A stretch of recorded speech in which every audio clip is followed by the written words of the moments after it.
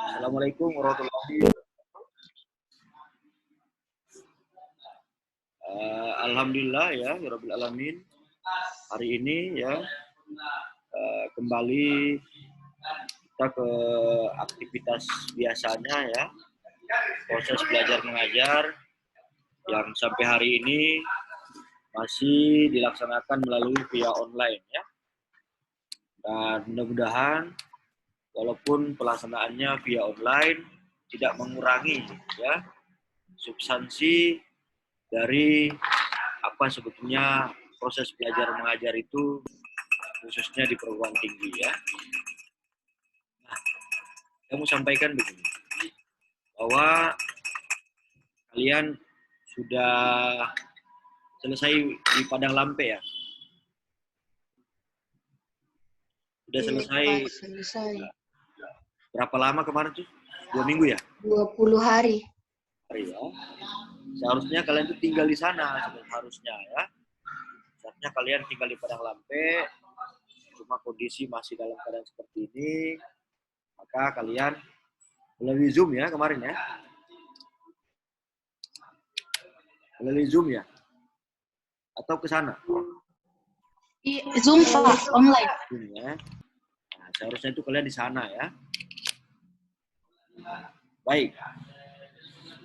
Saya mau menyampaikan materi kuliah pada pagi hari ini ya. Materinya soal ini. Pembagian hukum ya. Nah, artinya bukan hanya harta yang dibagi, gitu ya, tapi hukum juga dibagi ya, kayak gitu ya. Jadi bukan hanya harta dibagi, tapi hukum juga dibagi. Nah, dibagi kayak gimana? Jadi di konteksnya berbeda. Membagi hukum dan membagi harta itu konteksnya berbeda. Membagi hukum di sini adalah membagi soal lapangan-lapangan ilmu hukum. Apa itu lapangan? Adalah soal ruang. Saya langsung saja ya. Nah, dalam pembagian ilmu hukum itu ada berapa hal. Yang pertama, ada hukum tertulis dan ada hukum tidak tertulis. Apa itu hukum tertulis? Hukum yang dibuat oleh badan resmi atau oleh penguasa, pemerintah, melalui prosedur yang jelas. Hukum ini biasanya berbentuk perundang-undangan. Bisa diingat ini? Hukum tertulis adalah hukum yang dibuat oleh badan resmi atau oleh penguasa, pemerintah, dan melalui prosedur yang jelas. Jadi, hukum resmi, hukum tertulis itu adalah tadi bentuknya seperti perundang-undangan. Perundang-undangan itu apa? Ada undang-undang, ada Undang-Undang Dasar 45, ada peraturan pemerintah, ada peraturan daerah tingkat provinsi, ada daerah tingkat kabupaten, ada peraturan desa, ada peraturan menteri, kan? Jadi itulah perundang-undangan. Jadi contoh undang-undang. Dia tadi dijelaskan tadi bahwa dibentuk oleh badan resmi atau oleh pemerintah atau oleh penguasa dengan prosedur yang jelas. Nah, dalam konteks pembentukan hukum di Indonesia itu ada namanya telah dibuat Undang-Undang Nomor 12 Tahun 2011 tentang pembentukan peraturan perundang-undangan.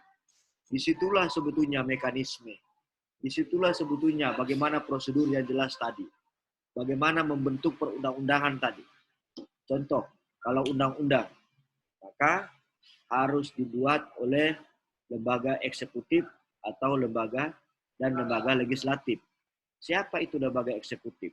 Itu pemerintah, presiden. Siapa itu lembaga legislatif? Lembaga legislatif adalah DPR.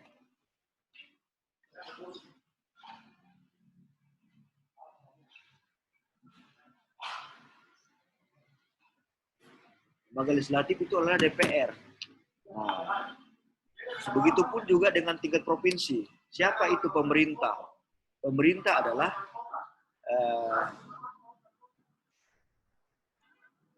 adalah gubernur. Terus siapa itu legislatif? Legislatif adalah anggota DPRD provinsi. Begitupun sampai ke bawahnya. Peraturan desa. Siapa itu pemerintahnya? Kepala desa. Siapa itu legislatifnya? Badan perwakilan desa. Nah, dibentuk oleh jelas. Nah, dalam perkembangan dewasa ini, pembentukan perundang-undangan itu harus terlebih dahulu diawali dengan naskah akademis. Apa itu naskah akademis? Naskah akademis adalah suatu naskah yang disusun dalam hal bagaimana meneliti apakah daerah atau negara saat ini membutuhkan suatu produk hukum. Contoh, soal data pribadi. Kalian punya data pribadi enggak?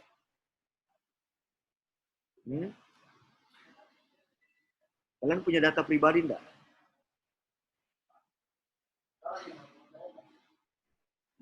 Saya tanya, kalian punya data pribadi? Punya? Punya, Pak. Contohnya Punya, apa? Pak. Contohnya apa? KTP.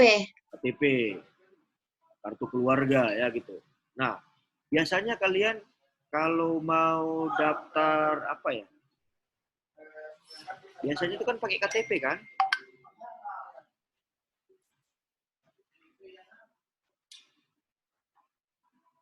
Siapa ini?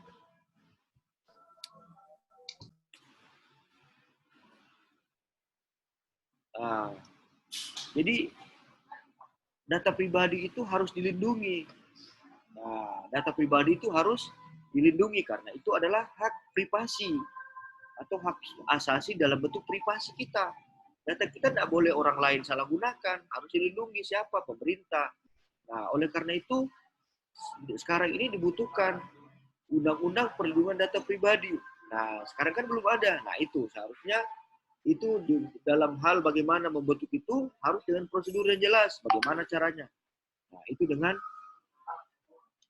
maksud dengan prosedur. Prosedurnya adalah mengacu kepada ketentuan Undang-Undang Nomor 12 Tahun 2011 tentang pembentukan peraturan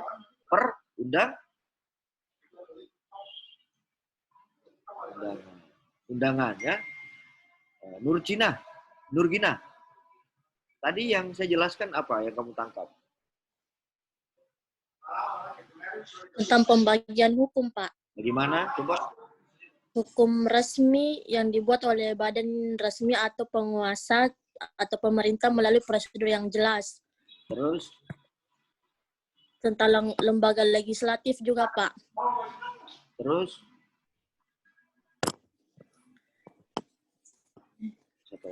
Saharani, kalau kamu yang kamu tangkap apa? Hukum tertulis yang dibuat oleh badan resmi atau penguasa pemerintah melalui prosedur yang jelas dan terbentuk. Ini 23 orang ya? Kenapa hanya 23 orang yang hadir? Mana ketua kelasnya? Masih ada yang belum diadmit, Pak. Sudah, nggak ada yang masuk.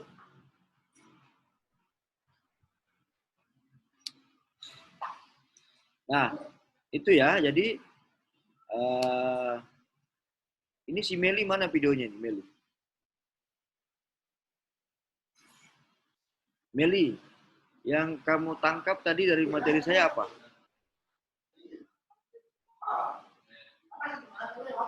Meli?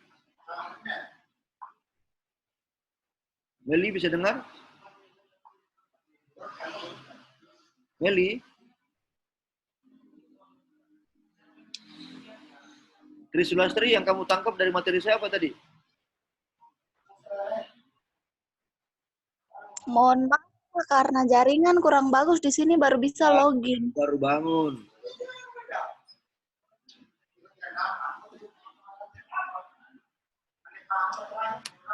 Baik, saya lanjut ya. Nah, itu hukum tertulis. Kemudian apa hukum tidak tertulis? Nah, hukum tertulis, kalau hukum tertulis tadi namanya law and written ya. Wah, hukum tertulis. Sekarang law unwritten, hukum tidak tertulis, merupakan hukum yang masih hidup dalam keyakinan masyarakat. Tetapi tidak tertulis, namun berlakunya ditaati seperti peraturan perundang-undangan. Hukum tertulis telah menjadi tanda ciri dalam hukum modern yang harus. Nah, ini artinya bahwa hukum tidak tertulis itu adalah hukum yang masih hidup dalam keyakinan masyarakat. Bisa enggak kalian kasih contoh? Hukum tidak tertulis itu yang masih hidup dalam masyarakat tetapi tidak tertulis. Hukum adat, Pak. Contohnya. Contohnya. Hukum adat. Ya, hukum adat. Yang dalam prakteknya apa hukum adatnya? Misalnya meludah sembarangan, Pak. Apa itu? Yang meludah sembarangan, Pak. Meludah sembarangan. Oke. Di adat mana itu? Kurasa Pak kayak secara umum ya memang, karena kalau misalnya meludah di tempat umum kayak kurang sopan begitu, Pak. Pernah nonton film Silaria? Pernah, Pak. Itu adat 3 jam lalu, Pak. Itu adat mana? Adat daerah mana? Bugis, Pak. Bugis. Apa artinya itu Silaria? Kawin lari, Pak. Kawin lari. Kawin lari dalam adat Bugis diperbolehkan atau tidak? Tidak, Pak. Tidak, Pak. Pak. Itu harus ditaati atau banyak yang melanggar?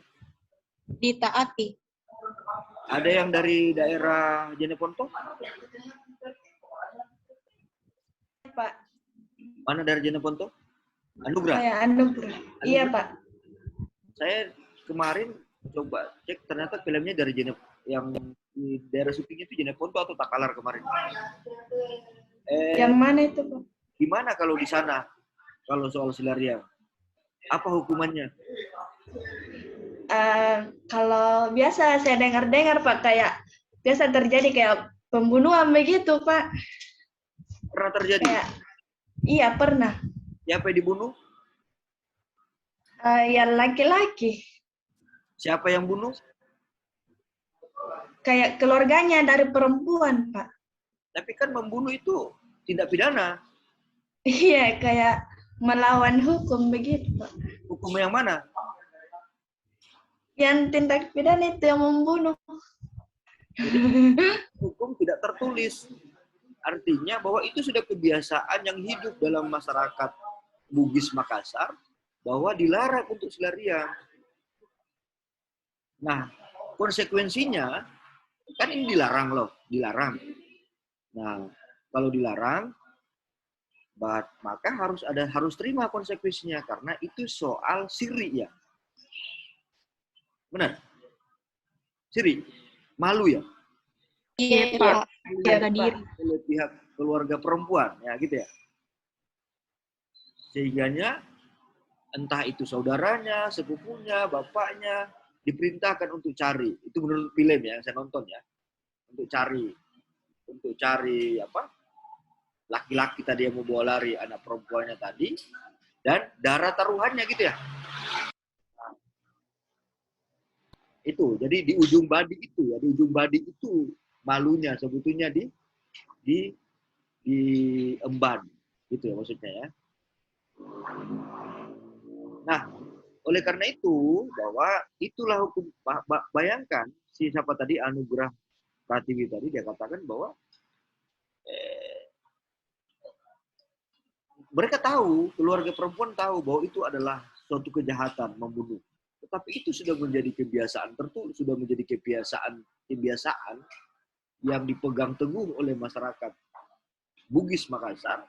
Maka konsekuensinya udah tidak pikir lagi soal di penjara atau apa, ya jelasnya bahwa harus kemudian menebus malu dari yang diterima oleh keluarga tadi. Gitu ya. Jadi itu sebutnya hukum tidak tertulis. Ada juga namanya, saya tidak tahu kalau soal panaik mahal itu adat, itu kan ada ya, naik mahal ya. Biasanya kan udah dengar untuk kemarin Ada, Pak. Gene Ponto berapa sampai berapa M itu ya. Wah, ngeri itu ya. Tapi disesuaikan dengan kemampuan ya gitu. Disesuaikan dengan kemampuan pihak laki-laki ya. Nah, kemudian hukum publik dan hukum privat. Nah, ini hukum publik. Hukum publik adalah hukum yang isinya mengutamakan peraturan kepentingan umum atau kepentingan publik. Hukum publik sangat erat kaitannya dengan kontrak sosial, hubungan hukum antara pemerintah, baik secara langsung maupun tidak langsung kepada masyarakat. Jadi, hukum publik itu adalah mengatur soal hubungan antara negara dan masyarakat. Jadi negara ini mempunyai tanggung jawab untuk memberikan perlindungan kepada masyarakat, sehingganya masyarakat itu dalam dua sisi. Masyarakat harus dilindungi oleh pemerintah, dan masyarakat juga harus dimintai pertanggungjawaban oleh pemerintah ketika melakukan pelanggaran-pelanggaran yang telah ditetapkan oleh pemerintah, suatu perbuatan yang tidak boleh dilakukan. Apa sebetulnya konkretnya hukum publik ini? Hukum publik ini contoh hukum pidana. Nah, bagaimana konteksnya lagi hukum pidana? Negara telah membuat undang-undang soal dilarang orang untuk mencuri. Atau lebih konkretnya itu dapat ditemukan dalam pasal 362 Kitab Undang-Undang Hukum Pidana. Di situ ada pelarangan orang untuk mencuri. Nah, negara telah membuat peraturan dilarang untuk mencuri. Namun masyarakatnya, ada masyarakat ya yang kemudian melakukan pencurian.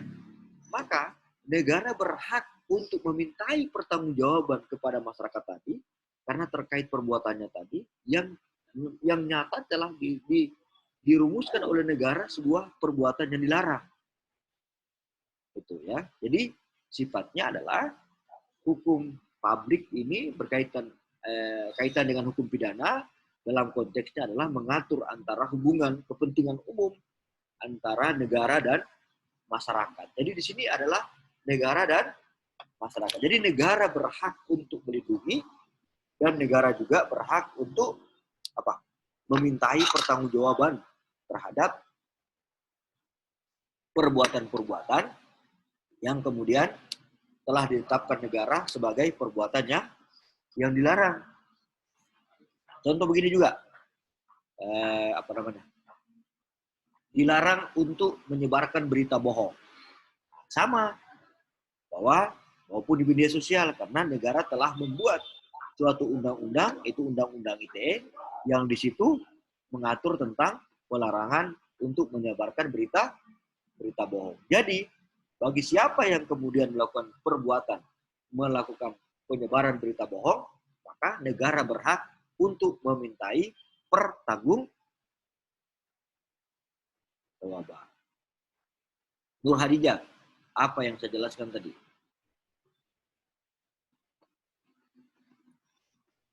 Yaitu tentang hukum publik dan hukum privat. Hukum publik itu hukum yang isinya mengutamakan peraturan kepentingan umum atau kepentingan publik dan berkaitan terhadap hukum pidana, yang dimana hukum publik itu bisa mengatur hubungan antara negara dan masyarakat. Terus? Negara berhak melindungi dan meminta pertanggungjawaban terhadap masyarakat, sedangkan masyarakat itu harus bertanggung jawab terhadap pemerintah atau negara. Kamu, Anissa, Aminullah, bagaimana? Apa jelaskan dulu? Yang soal itu tadi Pak, hukum publik dan hukum privat. Yang hukum publik adalah hukum yang isinya mengutamakan peraturan kepentingan umum atau kepentingan publik. Hukum publik sangat erat kaitannya dengan kontrak sosial dan hubungan hukum antara pemerintah, baik secara langsung maupun tidak langsung kepada masyarakatnya. Adomah, Terus, ini miring-miring Adomah. Ini dia lagi tidur ya, Adoma ini. Adoma. Adoma. Bisa dengar enggak? Adoma. Saya panggil 3 kali, kalau enggak ada suaranya saya kasih keluar ya. Adoma. Adoma. Kalian saksi ya. Saya kasih keluar dia ya. Nah, mana ketua kelasnya? Mana ketua kelas? Ya, Pak. Keluar nih Adoma ya. Ya, Pak.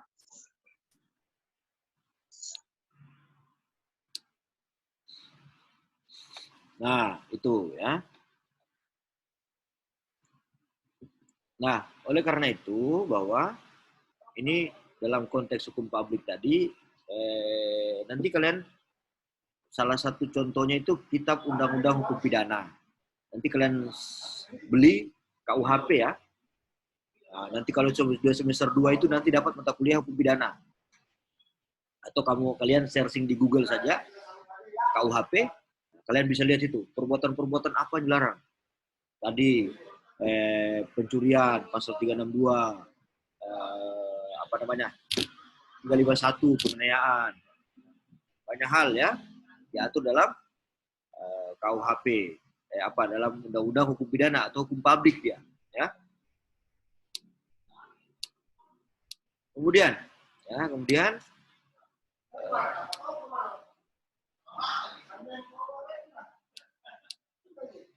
nah ini saya lupa jelaskan ini tentang hukum privat ya. Nah, sebetulnya hukum privat itu gini. Hukum privat itu adalah hukum yang mengatur antara warga negara dengan warga negara yang lain.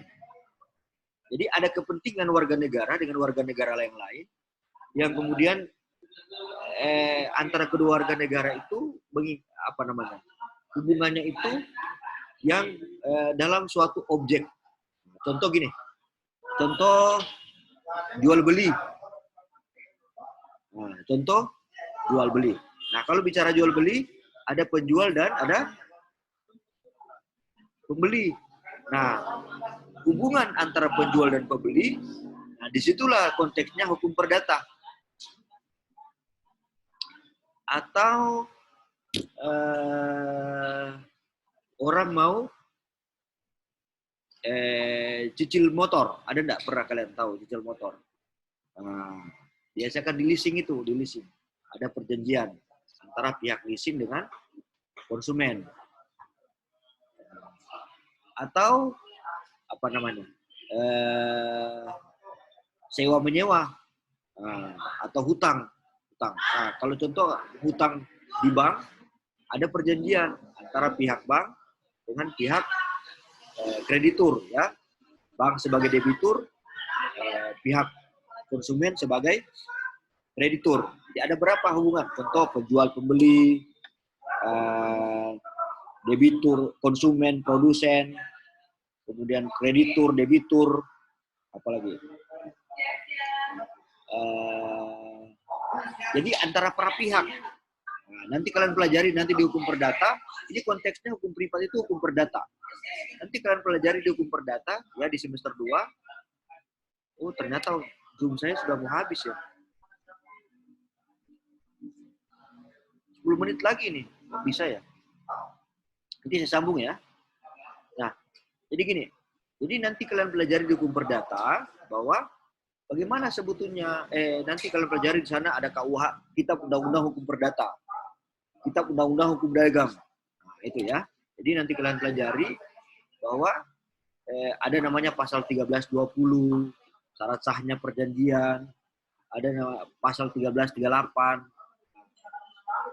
Jadi nanti kalian pelajari di semester 2 itu di hukum perdata. Jadi intinya di hukum privat itu dalam konkret dalam konteksnya adalah contoh hukum perdata tadi adalah mengatur hubungan antara warga negara satu dengan warga negara yang lain, ya.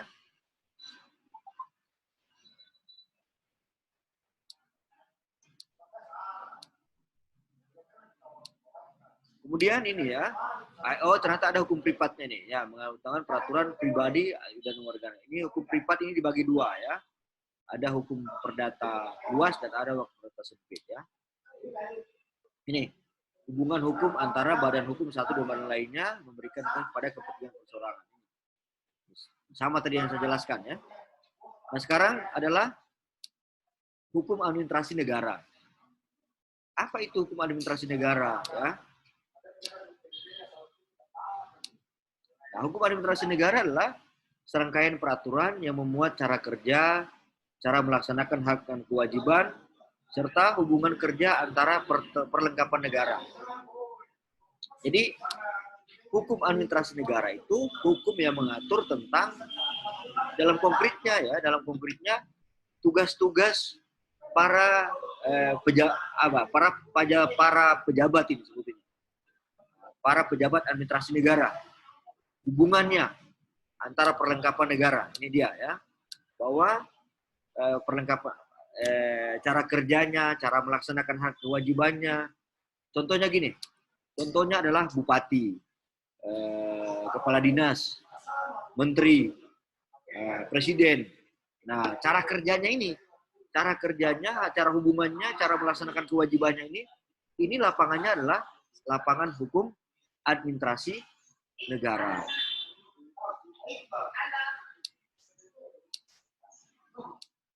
Nah,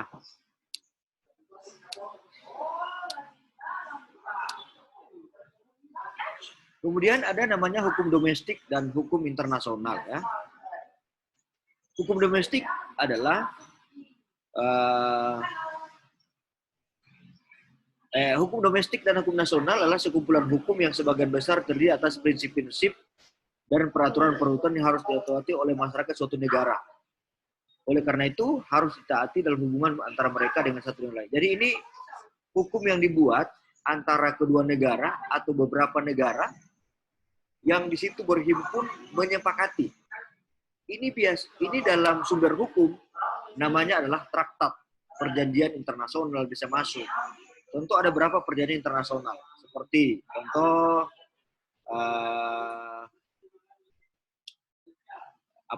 kalau dalam kriminal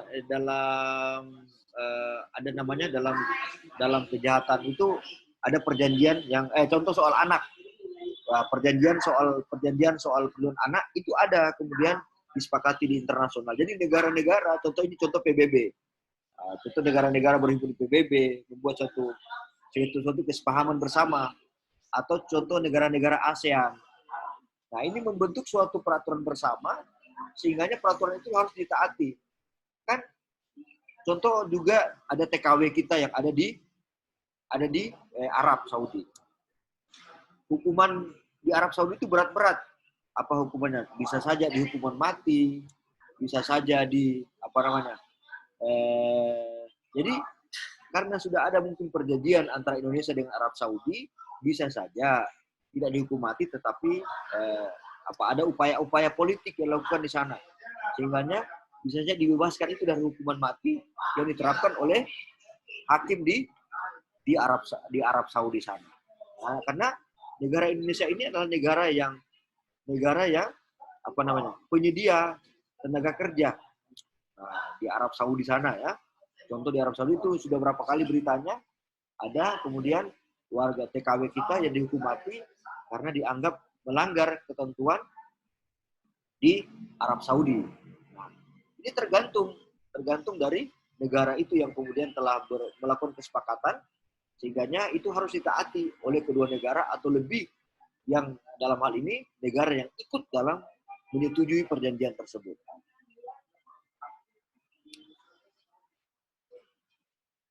Nah, kalau kemudian kita lihat tentang definisinya, bahwa hukum internasional adalah sekumpulan hukum yang sebagian besar terdiri atas prinsip-prinsip yang harus diatur. Oleh karena itu juga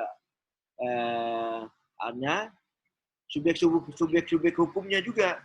Jadi contoh negara Indonesia sama negara Filipina, negara Indonesia sama negara Malaysia, subjek hukumnya siapa? Bahwa negara, subjek hukumnya di situ. Nah, mencakup organisasi internasional, peraturan hukum tertentu, dan membuat contoh ini soal narkoba. Soal narkoba ada, soal terorisme. Ini sudah disepakati di dunia internasional. Bagaimana sebutnya penanganan bersama soal terorisme? Atau soal money laundry, soal lingkungan. Nah, lingkungan ini menjadi isu global ini, yang kemudian telah menjadi kesepakatan internasional. Itu ya. Cuman ini tinggal 3 menit ini ya. Saya close dulu ya, baru saya buat lagi ya, baru ya. Nanti terpotong dia. Ini saya bagi di grup lagi ya. Pak. Iya, Pak.